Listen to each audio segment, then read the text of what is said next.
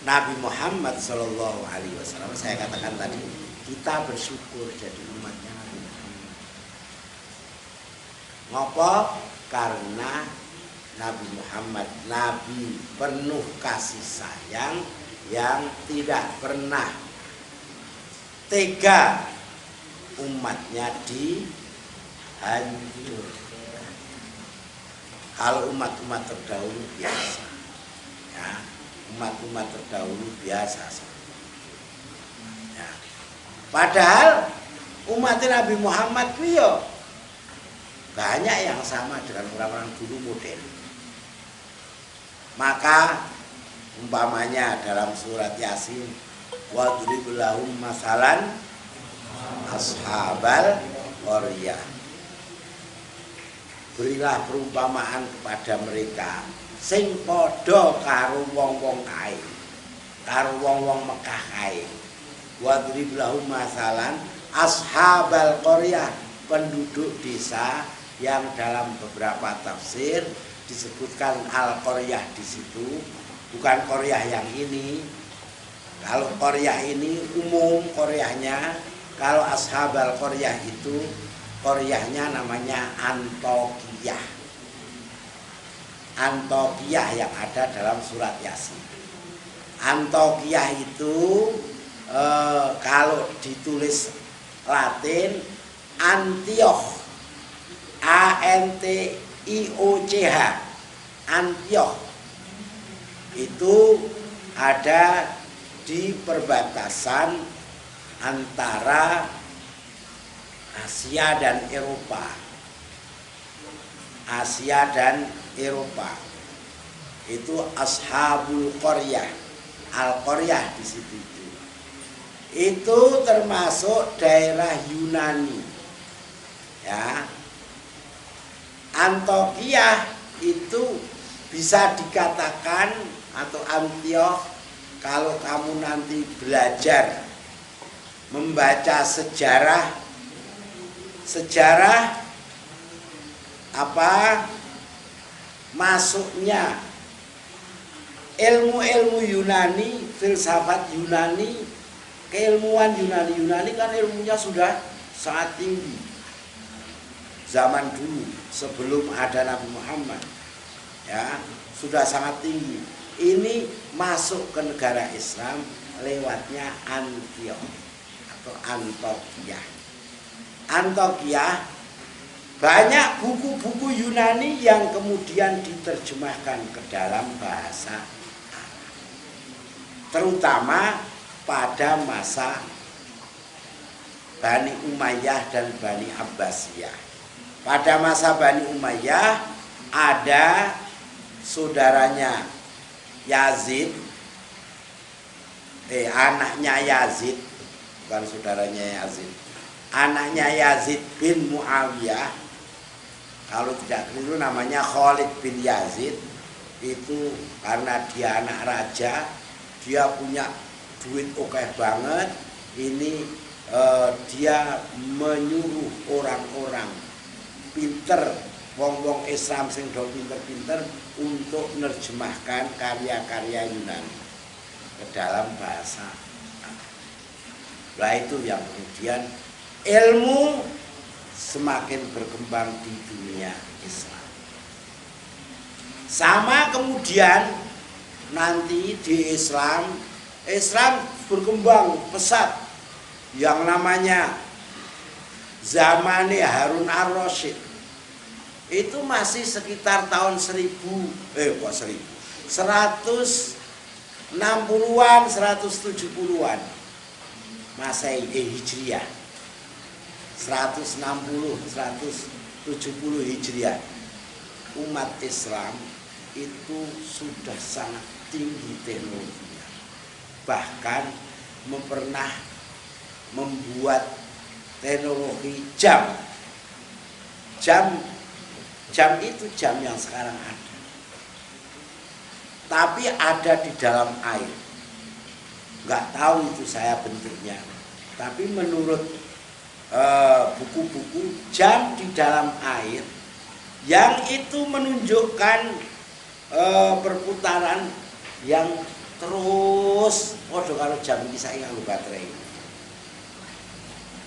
Tapi di dalam air. Maka kemudian ya jam itu disebut alma'u. Alma air. Ke Eropa akhirnya berubah menjadi alba, ba karo ma. Meh padha. Siji siji pakai. Maka jadi alba. Ada merek jam namanya Alba, ngerti kan? Merek jam Alba itu merek jam yang agak lumayan mahal itu. Nah, itu mengambil dari jam pertama. Jam pertama kali dibuat. Harun ar-Rasyid itu menghadiahkan jam kepada Raja Frank. Raja Frank itu Romawi Barat. Jadi Eropa itu ada kerajaan Kristen dua dulu zaman kuno. Satu Romawi Timur, satu Romawi Barat. Romawi Timur itu berhadapan langsung dengan negara Islam. Sekarang ya bangsane Turki, Syria dan lain-lain itu perbatasannya termasuk Antioquia tadi. Ini pada masa Harun ar-Rasyid bahkan sejak zaman Rasulullah sering terjadi pertempuran antara umat Islam dengan orang-orang Romawi Timur. Lah yang Romawi Barat itu bangsanya Spanyol, Prancis, Inggris, mana Jerman dan lain-lain barat-barat ya. Sunan kulon Eropa sing kulon jauh dari negara Islam. Lah pada saat itu juga negara Islam masuk di Andalusia. Andalusia itu daerah Spanyol. Daerah Spanyol sekarang, Spanyol, Portugal, perbatasan Prancis, itu daerah Islam. Daerah Islam ini termasuk daerah gampang-gampangnya sing balelo kepada kerajaan pusat, kepada Bani Abbasiyah pusat. Karena apa? Karena Andalusia itu yang merebut dulu adalah Bani Umayyah sebelum Bani Abbasiyah. Kemudian diteruskan oleh seorang Bani Umayyah yang sangat terkenal, satu-satunya orang Quraisy yang kemudian berada di Eropa hanya dia, yaitu Abdurrahman Ad-Dakhil. Siapa? Abdurrahman Ad-Dakhil. Itu dijuluki oleh orang-orang Arab Saqru Quraisy. Saqru Quraisy, elang Quraisy. Ketika Bani Umayyah hancur atau ambruk, kemudian diganti Bani Abbasiyah, Bani Umayyah itu, keluarga Bani Umayyah semua dibunuh. Kecuali satu orang yang bisa selamat. Namanya Abdurrahman Ad-Dakhil. Yang dia ibaratnya elang, bisa terbang dari Syam, dari daerah Syam, Syria sekarang, terbang bisa sampai Andalus, Spanyol. Nah, waktu itu terbangnya pakai apa? Oh ya cuma pakai jaran palingan ngono. Kok bisa-bisanya sampai Andalus? Kemudian mengembangkan di sana. Dan saya katakan, ternyata ilmu berkembang pesat di dunia Islam. Ya, berkembang pesat di dunia Islam. Ya di barat, di timur. di Baghdad atau di sekitar Baghdad, di Kufah, Basrah, Mesir sejak saat itu. Ya, terutama di daerah Baghdad yang sekarang Iran. Ya, berkembang pesat. Saya katakan tadi ada sampai membuat jam. Jam ini dihadiahkan kepada Raja Frank, Raja Romawi Barat, Eropa yang Barat, yang sekarang ilmunya paling tinggi kan Eropa Barat sama Amerika dalam ilmuwan, kan begitu kan. Lah ini orang Eropa ini, rajanya Eropa itu bilang kepada yang bawa, awas, hati-hati, sihir itu ngono ora ngerti nek kuwi. Itu sebuah perkembangan ilmu pengetahuan. Lah kok bisa berjalan sendiri dan bisa pas waktunya itu. Orang Eropa belum tahu waktu, sangat buta gitu. Bahkan di zaman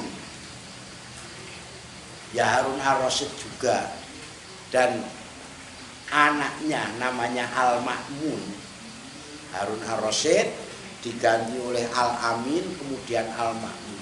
Wah, pada masa Al-Ma'mun itu ilmu pengetahuan sangat-sangat berkembang pesat.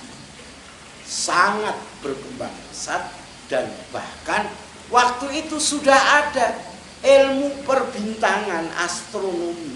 Itu ulama-ulama Islam itu sudah bilang bahwa nanti kita akan sampai ke bulan. Bisa sampai ke bulan. Padahal orang, kemudian manusia sampai ke bulan itu baru tahun 1969. Baru berapa tahun 69? Baru 53 tahun hari ini. Baru 53 tahun yang lalu. Padahal itu sudah 1000 tahun yang lalu lebih. Sudah 1000 tahun lalu yang 1000 tahun yang lalu lebih, itu umat Islam sudah menyatakan nanti akan bisa sampai. Saking ilmu pengetahuan waktu itu sangat tinggi.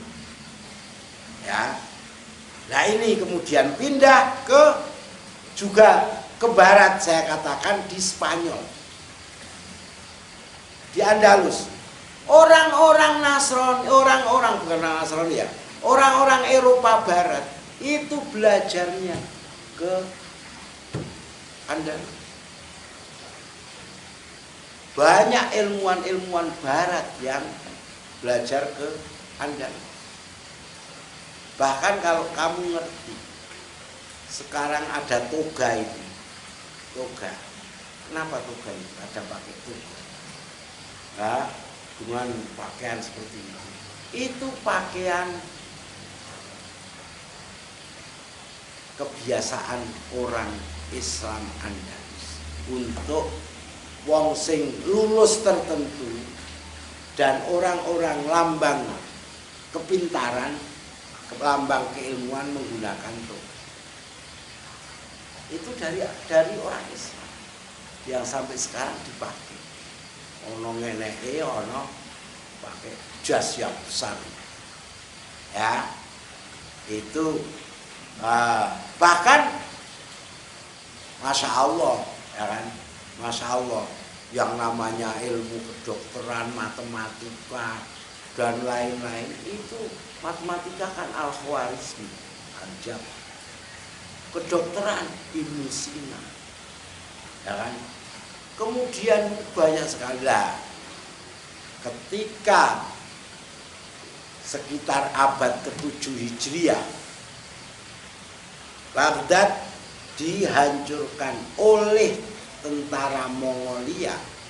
Tentara Mongolia itu bukan orang yang cinta ilmu, maka perpustakaan dibakar, masjid dibakar, Buku-buku bahkan dipakai, diambil, didalehke di Sungai Tigris untuk dijadikan jembatan. Buku dadi jembatan iki piye? Dienggo liwat tentara perangnya Mongolia. Mereka tidak tahu bahwa di situ ada ilmu pengetahuan. Tapi orang Eropa ketika mengalahkan orang Islam di Andalus, mereka tidak menghancurkan peninggalan-peninggalan Islam, termasuk tidak menghancurkan buku-buku. Buku-bukune akhirnya dipelajari, mereka menjadi semakin tinggi. Gitu loh. Ilmu pengetahuan mulai saat itu di Eropa. Mulai. Itu sajane peninggalane wong Islam. Ning wong Islam bar kuwi itu ibaratnya turu kabeh. Tidur semua. Riset rapati ana wisan. Padahal kaya ilmuwan-ilmuwan seperti Al-Khwarizmi, seperti Ibnu Sina dan lain-lain, itu kan mereka riset semua. Seperti Ibnu Sina itu bukan hanya sekedar ahli kedokteran, itu hafal Quran, tauhid fikih ya bagus, tapi kemudian ke kedokteran, ya jangan dikira cuma ahli kedokteran toh. Tuh kembali yang di Eropa. Nah, bahkan sampai hari ini kita bisa menemukan peninggalan-peninggalannya yang namanya ada Masjid Al-Hamroh. Itu kemudian dijadikan gereja. Sekarang bisa kita temukan masih ada hari ini. Hari ini masih ada.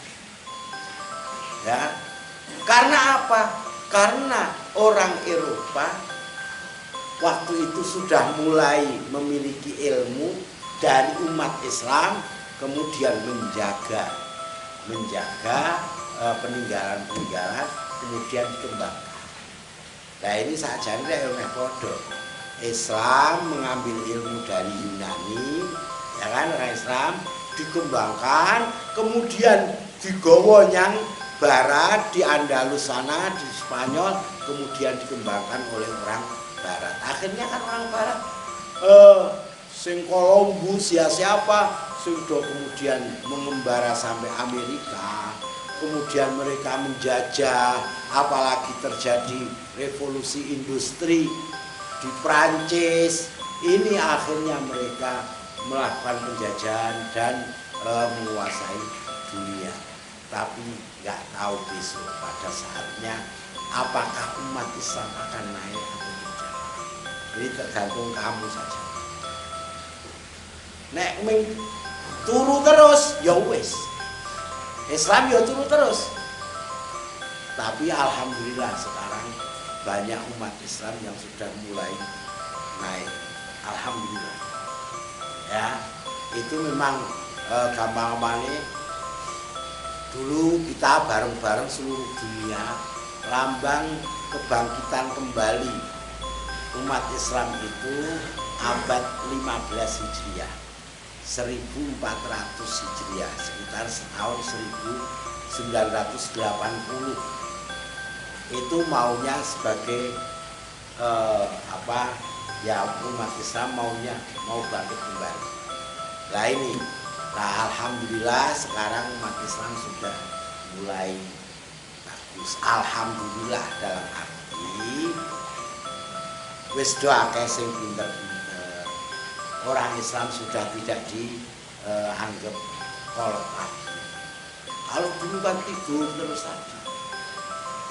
Pokoknya angger nggon sing terbelakang mesti Islam.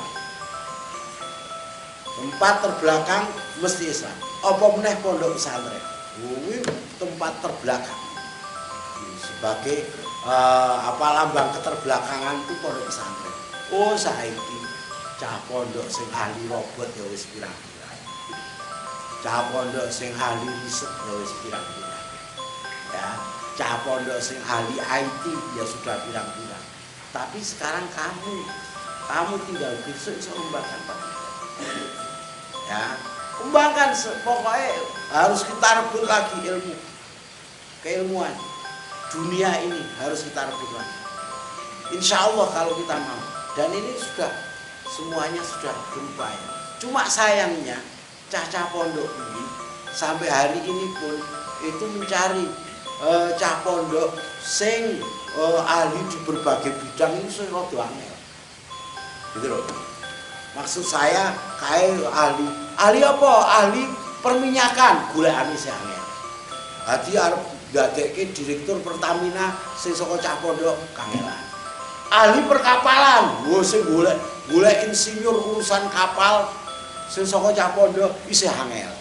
Ahli ekonomi sing kaya Sri Mulyani umpane golek nggo menteri ekonomi rada kangelan sing saka cah pondok. Nah, saiki piye disebar kemana-mana harus. Ya. Dan sekarang ini memang pesantren sudah menjadi bukan hanya sekedar alternatif pendidikan. Selama pandemi kemarin, satu-satunya lembaga yang eksis proses pembelajaran hanya pesantren. Kabeh mandek kabeh. Lho ini wong-wong ahli pendidikan itu do mikir jelas selama 2 tahun kita pandemi ini relatif pendidikan anjlok. Secara umum mencoba kono sangat juga. Wong SD, SMP, SMA, Masya Allah. Ya kan? Mereka nggak pernah tatap muka. Baru hari ini, Jogja ini hari ini mulai tatap muka, tenanan. Hari ini 100% tatap muka. Ondo. Ini bukan hanya sekedar alternatif sekarang. Dianggap pendidikan yang paling efektif adalah pondok pesantren. Karena orang kenal pandemi. Orang kenal pandemi Covid. Masuk terus. Loh ini kan angel golek-golekan. Sekali lagi, saya ingin pesantren harus punya itu.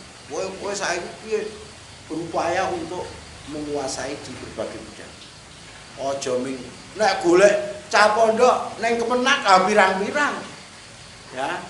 Karena dulu sing penting zamanku dhisik itu kan sing penting ijazah pondok kuwi diakui. Setelah diakui iso sekolah, kalau iso kuliah nang IAIN. Bisa kuliah ke IAIN itu aja sulit zaman saya dulu itu. Ijazah kudu ijazah negeri. Lah saiki rasa negeri-negerinan. Kan ngono, saiki rasa negeri-negerinan. Nanti saya kudu ijazah negeri. Makanya cah-cah pondok berlomba-lomba untuk mencari ijazah negeri. Sehingga ijazah itu ada yang punya ijazah sanawiyah tahun ini, ijazah aliyah tahun berikutnya, kemudian sarjana muda, dulu ada sarjana muda, tahun berikutnya lagi. Jadi 3 tahun ijazahnya sanawiyah, kemudian aliyah, kemudian sarjana muda, padahal kuwi kudune 9 tahun. Lah kok iso? Ha bingung iki panjenengan. Iki ijazahmu koyo ngene. Wah, wis. Ya panjen dulu seperti itu. Balik sekarang kita harus sudah mulai. Kowe sing seneng nggon urusan-urusan sing urusane karo matematika, fisika, kimia, terus ke. Maka saya berusaha ono PPS lah. PPS itu dalam rangka agar yang seneng itu besok main gampang. Kowe arep mlebu nang perguruan tinggi sing tok senengi sesuai dengan keahlianmu itu main kowe terus iso maju ke sana. Itu mau saya. Dan ini tak andake Ketok iki ra ono ning pondok-pondok apa ning sekolahan-sekolahan sing nganggo model kaya iki wong iki ning pikiran. Wes wong 5 tok wae lah. Wong 10 tok wae ra apa-apa. Asal nggon matematika memang betul-betul ngerti. Mbane ngono lho. Asal nggon apalagi sing nggon olahraga ya sisan wis sisan. Sing pengen voli dadi pinter voli sisan sak karepe. Dadi wong sing profesional tenan. Golek iki tenan ngono lho. Kowe do tenanan ngerti. Sing melu PPS itu mau saya, apa jenenge PPS? Peningkatan potensi santri. Peningkatan potensi santri. Itu maksud saya ngono kuwi kowe duwe potensi apa? Itu ditingkatkan sekarang, dikembangkan mulai sekarang. Sing sesuk kuwi bari kowe wis lari ibaratnya orang lain itu bisa ketinggalan karo kowe. Mau saya begitu. Hari ora paham kon daftar PPS wae ora ngerti.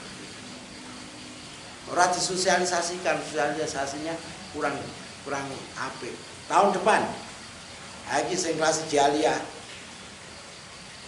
persiapkan kamu semuanya yang kelas 10 sekarang. Aku pengen opo tak fasilitas. Lho. Pengen pinter nggon opo nanti setiap hari, nek iso setiap hari paling tidak 3 hari seminggu siap ke guru sing tenan. Mula nganti voli tak goleke pelatih sing profesional tenan kuwi. Itu pemain voli tingkat nasional. Terus badminton ya pokoknya ora mung sekedar guru olahraga ora ta. Tak goleke tenan dan lain-lain.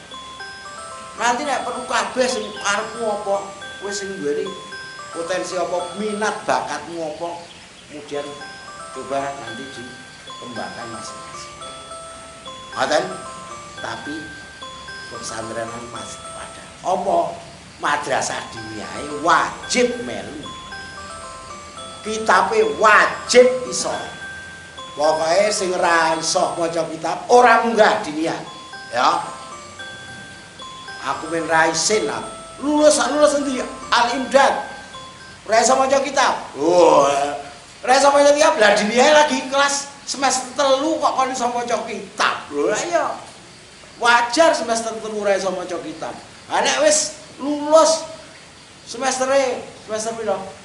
Kan kudune nek semester sekian ya mesti iso maca. Lho. Makanya sing ra iso ora tau enggak. Ngerti? Ya. Itu alhamdulillah. Assalamualaikum warahmatullahi wabarakatuh.